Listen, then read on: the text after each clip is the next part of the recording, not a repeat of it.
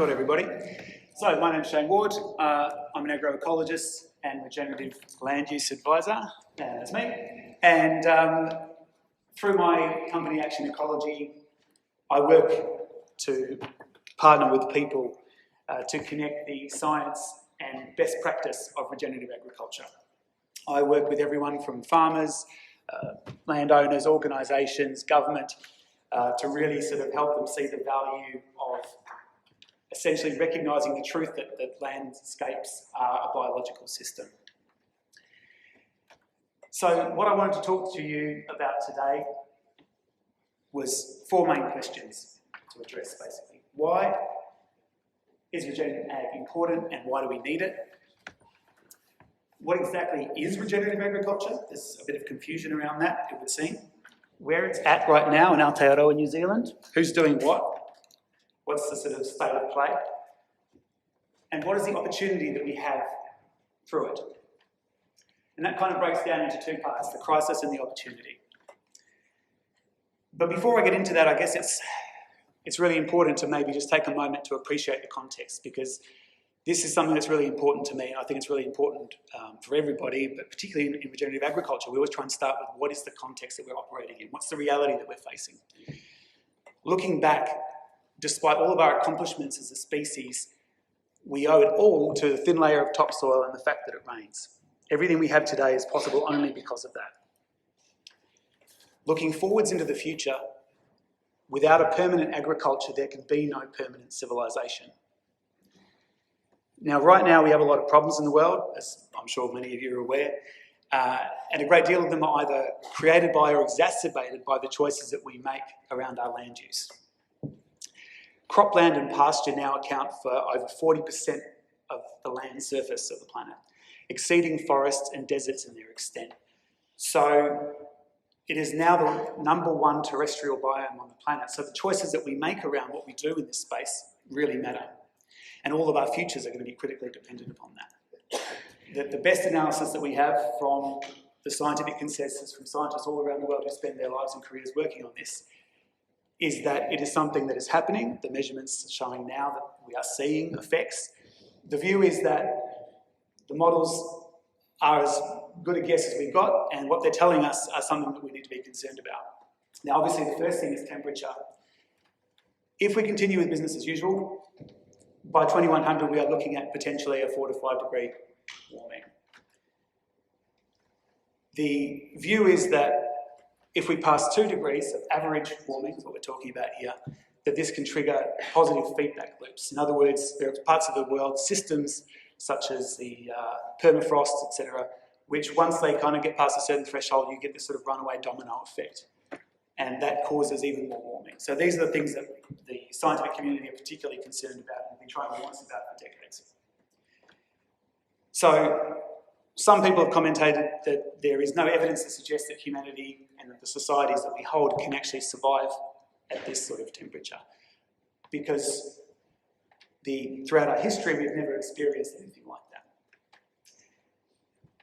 Of course, extreme weather is something that we're all familiar with. The predictions are that that is going to increase. Droughts, floods, heat waves, etc. The predictions are that by 2100, over 30% of the land surface could be suffering from extreme aridity. And we're already seeing increasing desertification over several decades and even centuries in certain parts of the world. Now, of course, the impact on food systems is really important here. Volatile weather is really, I think, a concern to all of us, because regardless of exactly where it ends up in 2100, there is not a single plant that we use in our productive landscapes that has evolved for highly volatile conditions. They've evolved under relatively stable or periods of change which have been gradual. So having early frost, late frost, extreme weather events all throughout a season, of course, is massively problematic. Ice, of course, is already a massive concern. Something that Arctic ice may have already passed the point of no return. A significant positive feedback loop that scientists are concerned about is that through accelerated Arctic melt, we have increased warmer conditions, we have more permafrost melt, which releases more greenhouse gases and so on and so forth. That's obviously something that we want to avoid. In terms of our oceans, sea levels are rising. They have been for some time. There's concern that with increased warming, it's going to rise even further and even faster. By 2100, it's been projected that ocean acidification will become a seriously big problem. There will be no coral reefs of note left in the world. The thing, I suppose, which is maybe of most concern is that with increased warming of surface waters, there's reduced nutrient availability, which leads to less phytoplankton, which leads to less photosynthesis, less CO2 sequestered. And as over half of the sequestration that takes place right now is with marine algae, that is a big deal. Biodiversity, we're already in the 6th mass extinction event of this planet. 40% of the world's insects are at risk. 1 million plant and animal species are at risk of extinction. That's 1,000 times the natural background rate. By 2100, it's predicted that we could see the collapse of terrestrial food webs as a result of all this. Biodiversity is, of course, valuable to us for lots of different reasons, particularly in agriculture. But crop pollination could be non-viable by the end of the century. Our land use. We impact currently 75% of the land and 66% of the ocean through our activity. We are losing 26 million hectares per year through deforestation of trees. That's an area the size of the UK, or 50 football fields a minute. In terms of urbanisation, now more than 50% of the world's population lives in an urban area. In New Zealand, it's 86%. The big concern, though, is soil loss. So we are currently losing about a football field a minute, which is about 9 million hectares a year, or an area the size of Ireland. About 90% is expected to be degraded by 2050, and about a third of the soil has already been degraded. There are predictions from the United Nations FAO, which some of you will have heard, suggest that within 60 years agriculture may no longer be possible. In terms of in New Zealand, we are currently losing over 200 million tonnes of sediment out to the ocean every year. In freshwater, the nutrient loads in our major rivers rank in the top 10 in the world in terms of these pulses of nutrients, right behind the Yellow River and the Yangtze. We're above the Mississippi, so we've got a bit of work to do there. In terms of erosion, there's over 16.7 million hectares is at risk of serious erosion. 90% of wetlands are gone. We've lost 78% of the original native forest, and almost 2/3 of our rare ecosystems are under threat. We're losing species and ecosystems faster than nearly any other country. Now, obviously a lot of this is driven by the economics, and the economics themselves are under threat as a result. The macroeconomic model that we have is, of course, absurd. I mean, it doesn't take a genius to work out that ignoring the real limits to growth on a finite planet is not a great recipe. It's been famously said that only a madman or an economist believes in infinite growth on a finite planet. And this is, of course, driving a lot of the stuff that we're talking about here. Climate breakdown is already costing us $520 billion a year, and insurance costs are increasing around the world. There are many people in that industry who suggest that the industry itself may no longer be viable by the end of the century. In terms of the geopolitics, this is a big issue. Many conflicts, it's said, are already fueled or exacerbated to some degree by climate effects on resources, water, food, agriculture, etc. And the increasing risk of climate apartheid, where the rich essentially can protect themselves and the rest suffer, is already being seen. Senior military figures of the last few years around the world continue to warn about the risks from climate impacts, particularly in the areas of political turmoil and mass migration, and call it the next global crisis we need to be thinking about. The point being is that by 2100, the world is very likely to be a turbulent place. Now, all of this, of course, ties into resource use. So right now, we currently use 1.8 Earth's worth of resources every year. New Zealand, it's 2.9. So 1.8 is the global average. In New Zealand, it's 2.9.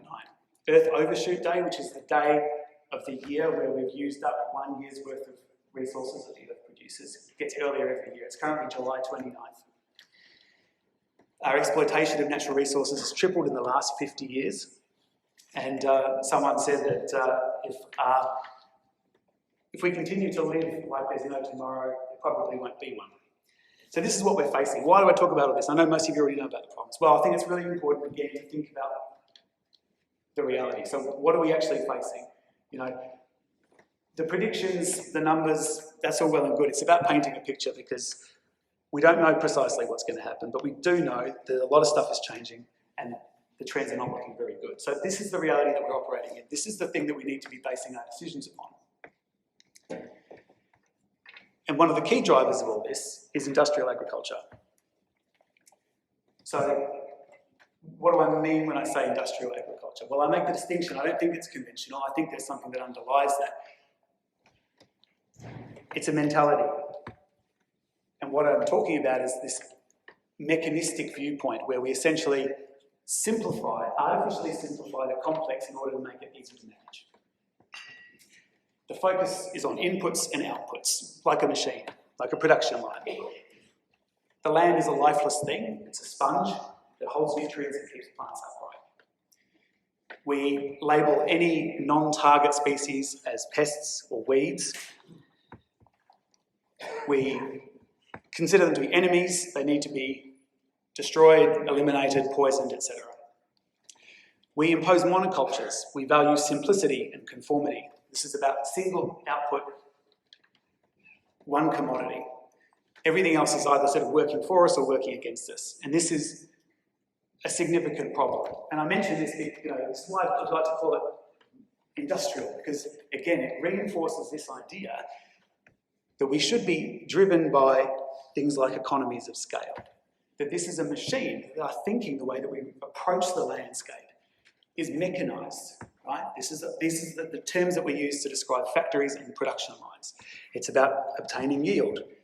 And of course, efficiency is the guiding principle. Now, there's nothing inherently wrong with being efficient, but when that becomes the focus, the overwhelming focus at the cost of other things, you start running into problems, which is why, in fact, we have a lot of the crises that we do.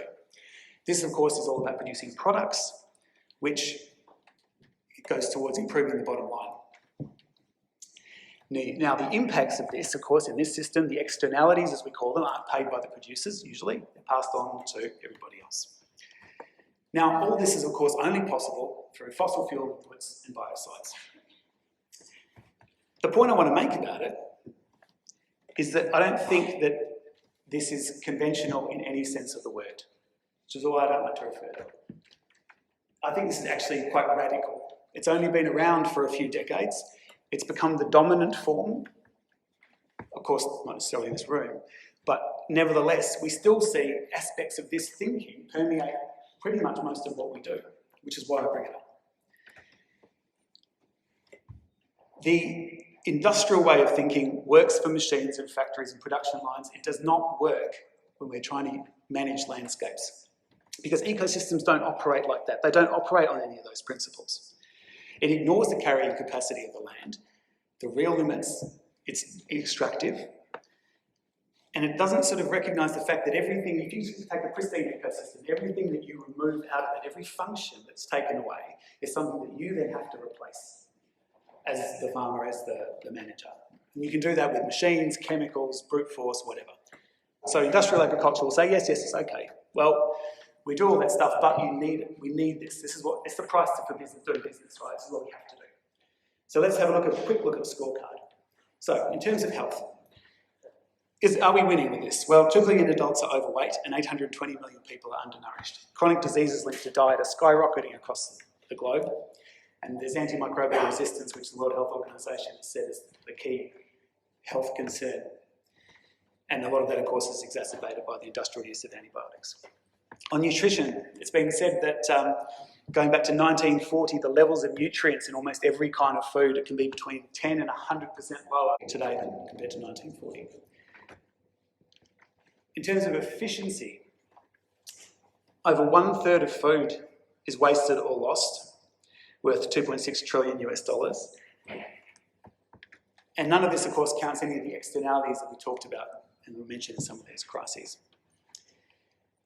Well, yield, surely it's going to win on yield, right? Well, in actual fact, industrial agriculture produces less than 30% of the world's food, about half of which goes to feedlots and biofuels. 70% of the world's food is produced by smallholding farmers. They produce 70%, and they use less than 25% of the agricultural resources to do it: land, water, inputs, etc. And they nurture 9 to 100 times the biodiversity while they're doing it. Well, bottom line, it makes more money, surely, but reports have shown that for every $1 that's spent on food produced by industrial agriculture. It's estimated another $2 is spent on health and environmental impacts through public spending and taxes. Industrial farms in the USA receive $13 billion of subsidies every year. And in Europe, it's 59 billion euros. Now, so all of this stuff only makes sense if you employ dodgy accounting. If you choose to count some things and ignore everything else, then yeah, sure, you can stack up a case for it. But when you actually look at the reality of the whole thing, it doesn't work. Now, the key part is that it actually undermines its own viability. Now, I know a lot of you in here know this stuff, but it's worth pointing out, and you'll see why in a second.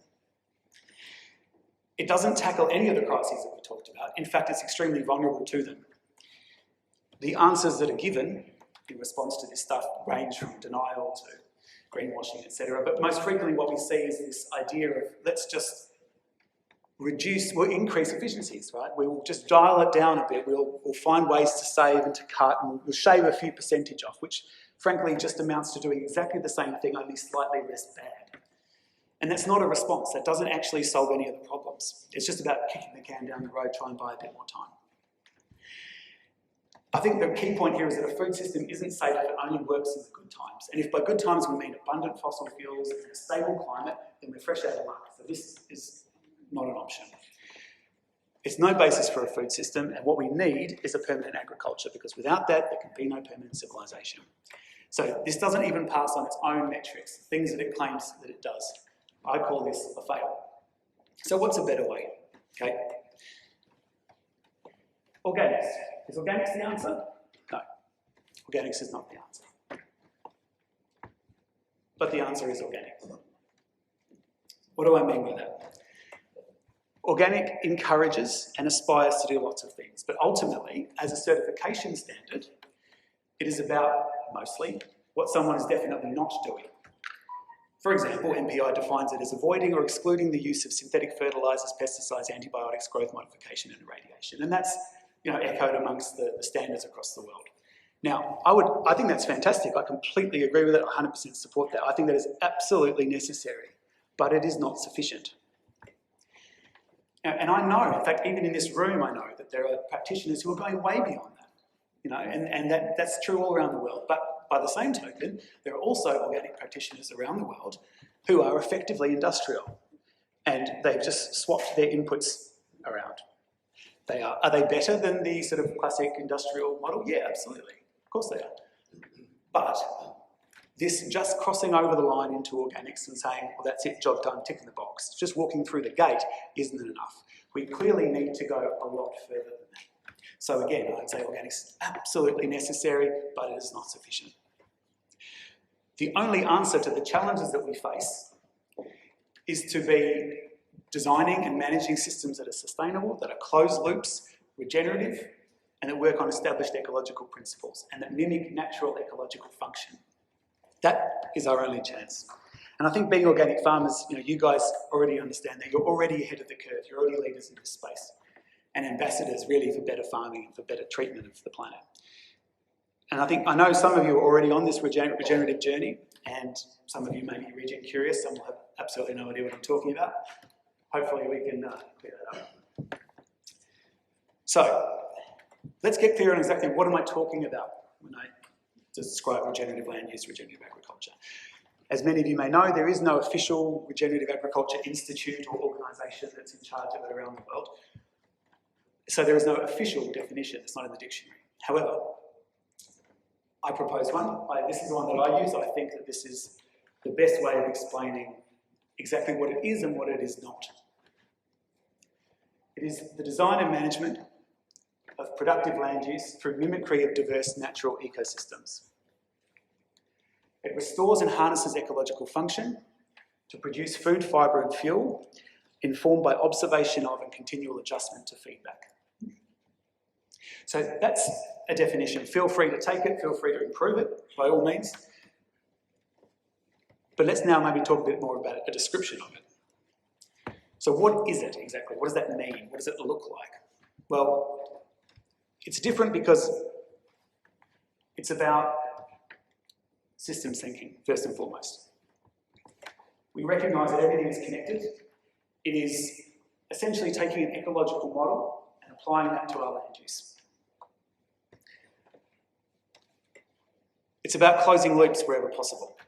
Waste is a human invention, doesn't exist in nature. We try and take things which are currently waste streams or outputs of one thing and look at them as a resource, as an input for something else, wherever possible. We change the framing to embrace complexity. Nature is complex, right? Regardless of what we feel about that, whether we like it or don't like it, that's the fact. So we try to embrace that and work with it, use it wherever we can, instead of trying to artificially simplify it. And natural patterns. Nature's got 3.8 billion years of research and development. The reason that we see these patterns out in nature isn't just because they're pretty, it's nature's way of solving problems. Right? The answers are out there, and by observing those, learning from them, and thinking about how we can use them in what we do, we essentially are picking up solutions that have already been laying around right in front of us. I think probably a key distinction between organics and regenerative, though there's lots of similarities, is because in organics, your methods, your practices are essential to it. In Regen Ag, it's more defined by the approach and the outcomes. When you look at all the different regen operations around, they all look very different. They might use all sorts of different practices. The things they have in common is that they are approaching what they're doing in a very similar way, and they're all sort of aiming for the same sorts of outcomes. It's knowledge, not process-based. And in fact, this is one of the things that I do. I work with people to help them see their land as an ecosystem, help share knowledge, the science, the best practice from around the world, and really look at the whole system. It's usually, but can be certainly, designed and strategic. We try and think about what it is that we're doing. Are we doing the right things? How can we really optimise this entire system across the landscape? And use that as a way to define a goal or a place to head towards, and then we start pragmatically from where we are today and manage our way towards that. It's responsive to context, and this is super key. It has to be contextual. You cannot take a pattern or what someone else is doing on one farm and just come and stamp it down on another one. It has to be responsive to the context of the people and the landscape. It is not extractive. It's working with the systems that are there. We think in webs and loops and cycles. We maximise the connections wherever possible and focus on the living systems that we're trying to partner with. It's integrated. Wherever we can, we try to find ways to make every element in our system do multiple jobs. By maximising this, by being smart about how we stack function, you can build resilience and you can also build productivity. This resilience in nature is derived from diversity, and that's nature's superpower. So we destroy that at our peril and we work with it to our benefit. So maximising that is the art of it. And of course, it's all underpinned by soil. Soil, as many of you will probably be aware, is a living system. It is a biological system. That's the engine that drives it. Protecting and building that living ecosystem is fundamental to everything that we do. It underpins it all. We understand that this is a system that is solar powered. It's driven by sunlight, just like all natural systems. That's the only energy input into this planet. It's the biology which takes that and turns that solar energy, the electrical energy, to chemical energy, and it drives the whole food chain. And by understanding that better, working with that, and harnessing that photosynthesis, maximising it, optimising it, that we get really good results. Now, just a quick comparison to recap. So industrial agriculture, the industrial mindset, regardless of what you call it, is about imprinting patterns, artificial simplicity onto the landscape to get what you want, regardless of what your context is. It's about removing things from the ecosystem and replacing them with fossil fuel inputs or some other sort of mechanical or chemical tools. For you to win, nature has to lose. You have to remove things and do just one job. Now that creates a kind of adversarial thing. If nature starts to win, starts to say weeds come back, nature's paramedics, well then you're losing. So you've got to do something about that, right? Whereas in Regen Ag, we take a different view. We try and make it so that it's win-win. There's only winners. You align your goals with what nature is trying to do, what the land wants to do, effectively. You manage the balance between ecological disturbance and natural regeneration And if you do that artfully, then you get to harvest the surplus. And it turns out, surprise, surprise, that what's good for the earth is actually good for you. There is no farming versus environment. It's farming because of the environment. And to be honest, it always has been. So it's probably worth, when I talk about this sort of system being sustainable or whatever, what do I mean? These words get used and abused a lot, sure. But sustainable means what it means. It means what it's always meant, which is something that can be sustained, essentially indefinitely. Regenerative is the capacity to regenerate. Land use, farming, whatever, can only be sustainable if it's managed in a way that's regenerative. Why? Because regeneration is a feature of biological systems. It's different if we're talking about economies or energy systems or transport or whatever. But biological systems have this neat feature that they can regenerate. And they're also never static. So they never sit still. You can't really just stay in one spot. You are either regenerating or degenerating. You can do it quickly, you can do it slowly, but you're never standing still. So, as I mentioned before, the art of regen ag essentially is balancing this disturbance with natural regeneration. If you disturb less, then you regenerate, you get a net benefit over time. I mean, that's the massively oversimplified explanation. Now, by undertaking this approach, one of the exciting and I think powerful things about it is that you gain access to a much wider toolkit. The levers that you have to pull are much larger and can have larger, actually, effects overall. This whole thing it's all a biological system. So looking after, to start with, the health of your soil biology, first and foremost, deepening those soils through plant roots in partnership and symbiosis with microbes helps increase structure, water holding capacity, water infiltration, better microbial life, better plant growth, better photosynthesis, and so on and so forth. This starts to put energy back into the system. This starts to drive more productivity. By putting trees back into the landscape in the appropriate place, also helps start to restore your hydrology. The hydrological cycle of your land is the arteries and veins. Without water, there is no life. By changing the function, by healing that sort of hydrological and biological function of your land, with vegetation, with biology, you build carbon, you increase water storage, you increase the flow of water, you increase the resilience of that landscape to dry periods. 95% of the planet's heat dynamics are driven by water. So we talked about carbon and methane and nitrous oxide. And those molecules are more powerful than a water molecule in their heat dynamics. That's absolutely true. So carbon dioxide makes up 4% of the atmosphere, methane and nitrous oxide even less. 95% of it is water. So when we're talking about if we want to make a significant difference on planetary things, or even just at the landscape scale, it's by working with water and through biology we really get to see massive impacts. And in fact, we can see the proof of this all around the world, where we've taken that out and things have desertified. It's completely uncontroversial. And those of you that have had the fortune to listen to Walter Jenner, he talks in great detail about this stuff, if you're interested in that. So the carbon that we are building and cycling through managing in this way is improving the function and the health of our soils, our pastures, our animals, and our climate, micro and eventually macro. Interestingly, one of the key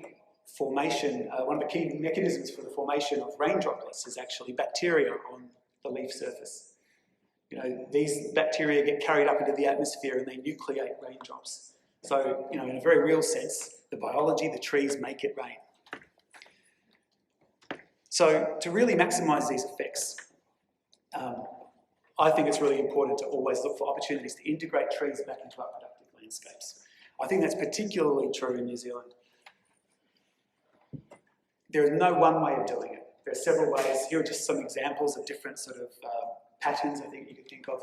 This is an alley system, so you can have alley cropping, alley grazing, rows of trees, doing stuff in between. Of course, the species selection, the pattern, the spacing, all that stuff is contextual. It's designed for what is the most optimal for that system. You can have silver pasture systems where you have grazing underneath, space planted. Or you can have complex silvo-arable cropping systems where you've got multiple stacks of different things. And, or you can have all of the above in different parts of the land. It's all good. But of course, trees can be shelter, shade and fodder for livestock. They also, of course, provide these landscape benefits and economic returns: timber, fruit, nuts, etc., fibre fuel. Naturally, it's all about choosing the right species and putting them in the right place, and having the right kind of infrastructure on your land through water and so on and so forth to support them. And I guess that brings us to one of the key things that I do, which is the design component. So design, in a regenerative sense, is very much about understanding and making choices around what you do, not just how you do it. I use this particular framework, which is from the Agrarians. It's based off a scale of permanence. So we start by analysing what are the most permanent features, the climate that you're operating in, the topography, the geography of your land, what's the water doing, and so on and so forth. And we work through that to really, scope out what's the challenge, what are the pinch points, what are the opportunities for your system. And then through that, we basically use that to define an objective, to work out what is the opportunity here, what can this be, what is the healthiest, most optimal way that this farm could be laid out, could be set up. We don't start with the assumption that what is being done today is the way that it must always be done. And almost always we discover interesting and useful ways to optimise all the stuff that you get for free, the sunlight, the CO2 and the rainfall, before you spend a single dollar on anything else. And that sort of process, that infrastructure thought process, leads you to all kinds of different outputs. It can look all like this, but that really then sets up how we manage it going forwards. So why is all this important? Hopefully that's becoming clear, but I think one of the things we need to realise is this is the way to be thinking about it, because the only appropriate response to all this kind of stuff is to do this kind of stuff. To just shave a few percentage off, to just reduce your emissions by 10% or 20% or whatever, isn't an appropriate response to the kinds of challenge that we're facing. It also happens to be that by doing that kind of stuff, you get direct and immediate benefits to what you do. You can reduce inputs, you can improve profitability, you are restoring the health and function of your landscape, even if it wasn't doing all that other stuff. And it's also the only way we know how to feed people forever. So let's have a quick look at some examples. I'm just going to whiz through these. So this is just one example. It's just a good illustration of an evolved system that's been designed and has matured over several decades. So this is a 110-acre former maize farm converted to highly diverse, integrated perennial silvo-arable pasture system with multiple income streams. It uses oak savanna as the ecological model. And all the trees and vines and canes and perennial plants, etc., are planted in association with one another, and they work in conjunction with the animals. So they provide shelter and shade and some food for the animals, and the animals provide services back to the trees and plants. They do cropping, they do grazing, etc., etc. Will Harris White Oak Pastures in Georgia, 10 species of livestock raised. They rotate complementary animal species side by side through pastures. The animals are butchered on farm. They take a zero waste approach, and they do that across their entire operation. They have both primary and secondary products. For example, they do like leather goods from some of the hides that they collect. It's been developed over 25 years. It employs 165 employees, 25 managers and 5 directors. It didn't start that way, but that's where it's gone. The third-party life cycle assessment that was performed on this showed it to be carbon negative across its entire system. So this whole operation sequestered more carbon than it emitted. And of course, they are continually actively moving towards closing loops all over the place. What's interesting to me is that this farm also provides livelihoods to the region, to the community. So they live quite remotely in a very small town nearby, which has been gradually regenerated over time. More and more people, there's more economic activity as a result of this operation. Of course, not all operations are planned and designed like this from the outset. Some of them are not necessarily so multifaceted, at least not to begin with, and the level of integration usually starts fairly small. Because it's important, you've got to start where you are. But an example of one of these is Alexander Family Farms in California, which also happens to be the first US dairy farm certified regenerative organic, and also the Savory Institute's land to market. And they are mostly dairy cows and chickens. Now, what's happening in Aotearoa, New Zealand? Well, I wanted to find that out myself. I've been overseas for a couple of years. I came back at the start of the year. I thought, well, I'm going to go around and visit a lot of these farmers that I've been in touch with. So I got on my motorbike and I rode around the country to go and meet people, walk the land, understand exactly what's happening. Now, I could easily talk for 40 minutes on each one of these. But to sum up, it's happening. It's happening now. More and more farmers every day walking this path and going down this journey. They're doing it for themselves. They're finding their own way, but they're doing it with the support of other farmers, and they're seeing the results. Reduced costs, better animal health, improved profitability, critically increased resilience on farm, particularly in the dry. And many of them talk about having a renewed love of what they do. They spring out of bed in the morning excited about what they're going to be tackling that day. Some of them have diversified their businesses, and many of the others are also considering what their future business might look like. Uptake is growing fast. All of these people have been fantastic pioneers, and every farm is unique. They all operate slightly differently. They all look different. And the great news is it's easier to do this today than it was 5 years ago. It is a journey. Everyone's at a different place. But all are seeing huge improvements from particularly building the life in their soil first and foremost. I think there's two compelling reasons to do this and to think about this seriously. The personal and the planetary. Both, everyone wins in that. The key theme, of course, is that what is good for the planet is also good for you. We know the kinds of challenges that we're facing this century. We've talked a bit about that. We also know that really the next 30 years are going to be nothing like the last 30 years. We don't know exactly what's going to happen, but we do know that it's not going to look like it did before. There's lots of questions. Will China continue to be a pleasant trading partner? Will they still be happy to keep doing what they're doing? Will we have trade wars? We don't know. Who else might our trading partners be in the future? And what will that be for? Will that be for the same stuff we're doing now? We don't know. How much longer will New Zealand's clean, green image and reputation remain intact? What new markets do we need or might we want to develop? Nobody knows. But we do know one thing. Probably in the next 30 or 40 years, the single most, if not today, the single most important farm metric that there can be will be resilience. So what we're already seeing, however, is a huge opportunity right now. Some of the biggest players in the global food system are getting into regenerative agriculture in a big way. They are not mucking around. Consumers also around the world really want to be part of the solution. They are asking the questions all the time. What can I do? How can I be part of something that's positive, that's really making a difference? They want to support that. So, this is all happening in the UK. The global farm metric is being developed. There's loads of industry support for that. So what's all this got to do with you? What's your role in all this? Well, your job is to embrace the reality that you are not a dairy farmer. You are an ecosystem manager, whether you realise it or not. And that is a fact. Because when you look out over your farms, that is an ecosystem. That's what's happening out there. You can embrace it or you can ignore it, but that's the reality. As organic ecosystem managers, you guys are already ahead of the curve. Humans manage 3/4 of the land not under ice. So how we do this stuff, what we choose to do really matters, right? So start thinking like that. Start thinking at the landscape scale. Thinking about the connections that you can build from your soil, your plants, your animal, your water, and how all these things interrelate across the whole farm. Harness that biodiversity. So I'm just going to leave with 3 key messages.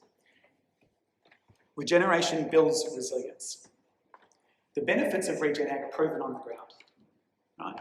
Don't just take my word for it. Go out, find regen farmers in your area. Go see it for yourself. See what they're actually doing. The argument's over as far as I'm concerned. There's still lots of exciting scientific questions to answer about how and why and what are the mechanisms and what are the different things. But in terms of what is actually possible, it's out there. You can go see it right now. No one can promise you a good dairy price in 30 years. No one can even tell you that there will be a dairy, like a milk powder market in 30 years' time. It may not exist. And so you can't pass that down onto your kids. What you can pass down is a healthy, resilient, productive ecosystem. Healthy landscape function, that's something that you can pass on. You are ecosystem managers. You influence rainfall patterns, water cycles, temperature, heat dynamics, transpiration through how you manage what's on your landscape. So what you do has both local and global implications. You are the steward of these ecosystem services. The ecosystem services that you may hear people talking about all the time that many of us know are super important for our society, that's you guys. You manage that. You're the stewards of that. Now, not everyone's necessarily caught up and maybe realise that, but they will over time. You're the front line.